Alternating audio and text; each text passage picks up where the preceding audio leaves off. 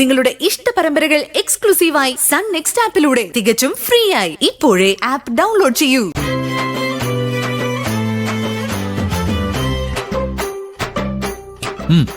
മതി മതി മതി മതി. എല്ലാവർക്കും ഇലയിട്ടിട്ടുണ്ടല്ലോ. എന്നിട്ട് മറ്റുള്ളവരൊക്കെ എവിടെ? വിളമ്പുമ്പോ ഇവിടെ എല്ലാവരും ഉണ്ടായിരുന്നു. എല്ലാവരും ചേർന്ന വിളമ്പിയത്. ഓ, മിക്കവാറും ഏതെങ്കിലും റൂമിൽ ഒളിച്ചു നിപ്പുണ്ടാവും. അയ്യോ പാമ്പ്! ഓ, പാമ്പല്ല, ഒരു ചേമ്പായിരുന്നു.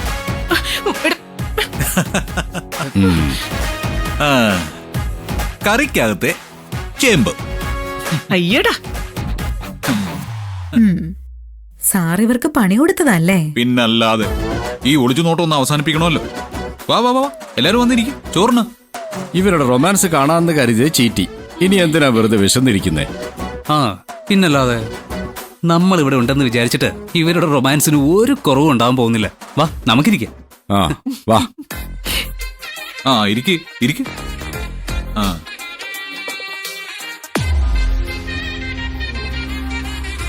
ഒഴുക്കി കറി.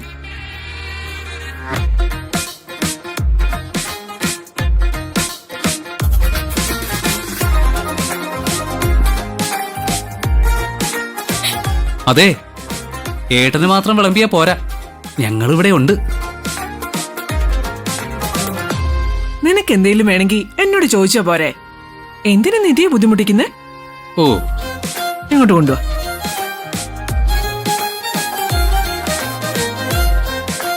പ്രണവേട്ടിന് വിളമ്പി കൊടുക്കാനേ നമുക്കൊരാളെ കണ്ടുപിടിച്ചാലോ? അതിനു മുമ്പ് നിന്നെ ഞാൻ ഇവിടെ നിന്ന് കെട്ടിക്കും.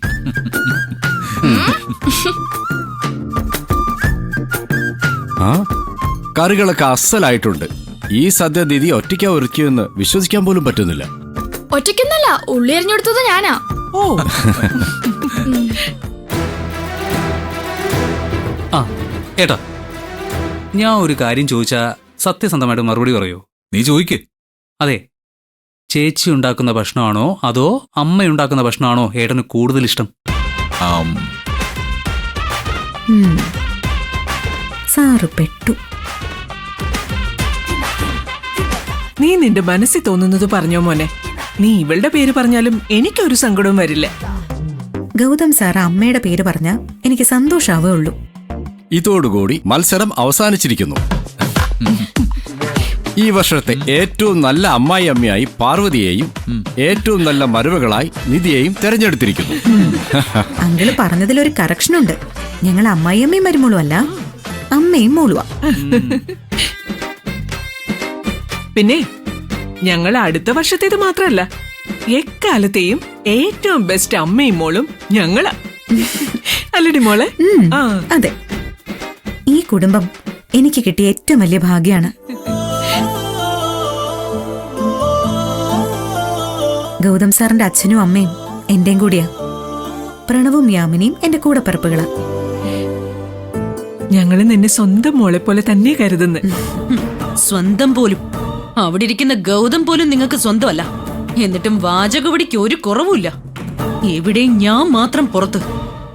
ഇനി ഇത് സഹിക്കാൻ എനിക്ക് പറ്റില്ല. അതെ, എന്റെ ചോദ്യത്തിന് ഏട്ടൻ ഇതുവരെ മറുപടിയൊന്നും തന്നില്ല. അല്ല, പെറ്റമ്മയുടെ ഭക്ഷണമാണോ ഭാര്യയുടെ ഭക്ഷണമാണോ കൂടുതൽ നല്ലത്?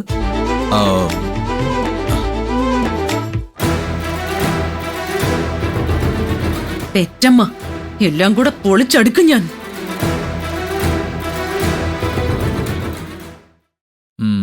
ടു ബി ഫ്രാങ്ക്, നിധി ഉണ്ടാക്കുന്ന ഭക്ഷണ കൂടുതൽ നല്ലത്.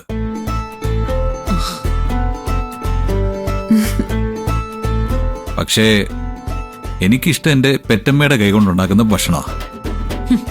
അതിന് നിന്റെ പെറ്റമ്മ ആരാണെന്ന് നിനക്കറിയാവോ?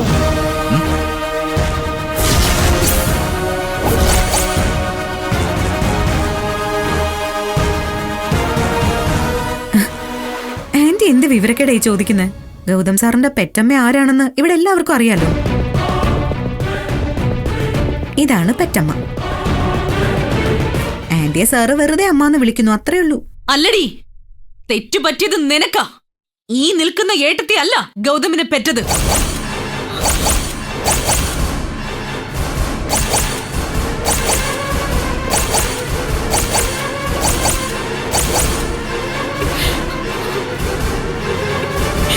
വസു വേണ്ട, ആവശ്യമില്ലാത്തതൊന്നും പറയല്ലേ.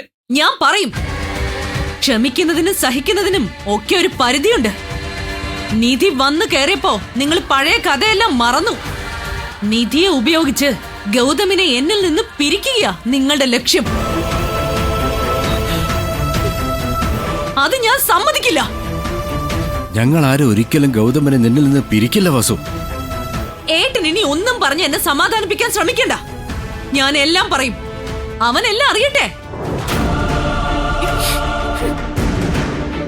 എന്താ ഈ വീട്ടിൽ ഞാൻ അറിയാത്ത രഹസ്യം? എന്നെ പറ്റത് പാറു അല്ലെങ്കിൽ പിന്നെ വേറെ ആരാ?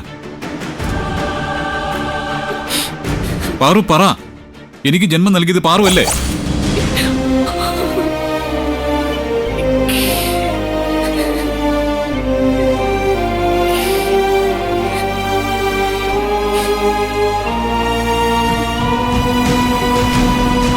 പാറു എന്തിനാ കരയുന്നേ? എനിക്ക് മറുപടി വേണം. അച്ഛാ, ആരെങ്കിലും ഒന്ന് പറ, ഞാൻ നിങ്ങളുടെ മകനല്ലേ? അല്ല.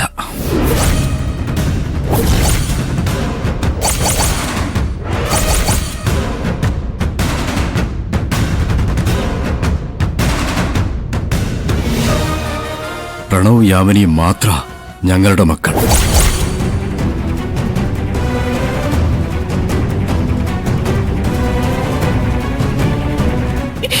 പക്ഷെ ഇവരെക്കാൾ ഞാൻ സ്നേഹിച്ചത് നിന്നെ, ഗൗതം. അപ്പൊ ഞാനാരാ? നിങ്ങൾ ദത്തെടുത്തൊരു അനാഥനോ? ഗൗതം, ഞാൻ ജീവിച്ചിരിക്കുമ്പോ നീ അനാഥനാവില്ല ഗൗതം. കൂടുതലൊന്നും അമ്മ, സോറി മാഡം പറയണ്ട. നീ എന്നെ എന്താ വിളിച്ചത്? മാഡമെന്നോ? അതെ, എന്റെ ആരും അല്ലാത്തവരെ പിന്നെ ഞാൻ വേറെന്താ വിളിക്കണ്ടേ? ഗൗതം, ജനിച്ചിട്ട് ഇന്നേ വരെ ഈശ്വരമംഗലത്തെ ഗൗതം ഗോപിനാഥൻ എന്ന അഹങ്കാരത്തോടെയാ ഞാൻ ജീവിച്ചത്. ആ ഞാനല്ലെന്ന് മനസ്സിലാക്കിയ നിമിഷത്തിൽ ഗൗതം ഗോപിനാഥ് മരിച്ചു.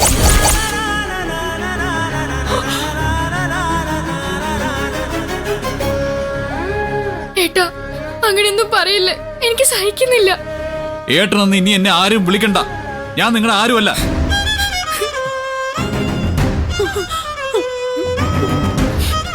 ഞാനിവിടെ നിന്ന് ഇറങ്ങുക.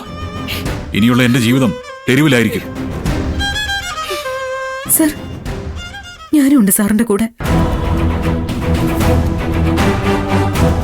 ഞാൻ വിവാഹം കഴിച്ചത് ഒരു നല്ല മനുഷ്യനെയാണ്. അദ്ദേഹം കോടീശ്വരനായാലും ദരിദ്രനായാലും എനിക്കത് പ്രശ്നമല്ല. മരണം വരെ കൂടെ ഉണ്ടാവും.